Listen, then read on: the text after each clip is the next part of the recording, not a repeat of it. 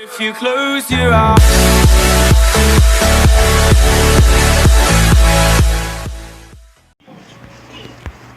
Preciso avisar meu chefe. Meu senhor, guardas avistaram um humano, meu senhor. Guardas avistaram um humano em sua ilha, meu mestre. Como é? Um humano? Mandem caçar esse humano e tragam pra mim. Mas, meu senhor, ele é muito forte, meu senhor. Não importa. Peguem esse humano e tragam para mim. Sim, meu senhor.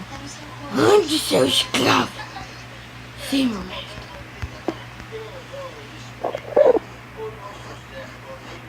Bora! Bora! Vamos atrás desse humano. Só voltarei quando pegá-lo. Talvez eu não precise matá-lo para poder assumir o comando. Talvez esse humano possa fazer isso para mim. Eu fingo que eu sou amigo desse humano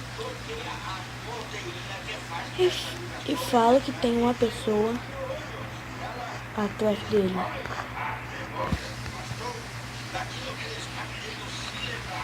Então é isso? Você apaga agora? Mas onde ele deve estar? Falaram que tem um acampamento para ele. Dele alguns quilômetros. Eu vou lá.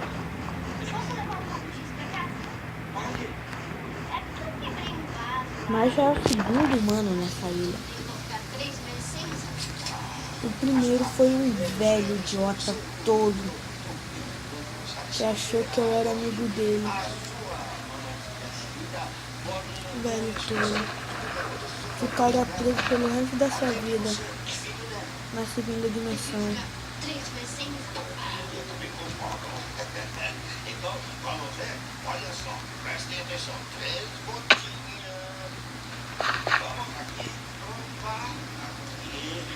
Sempre preso.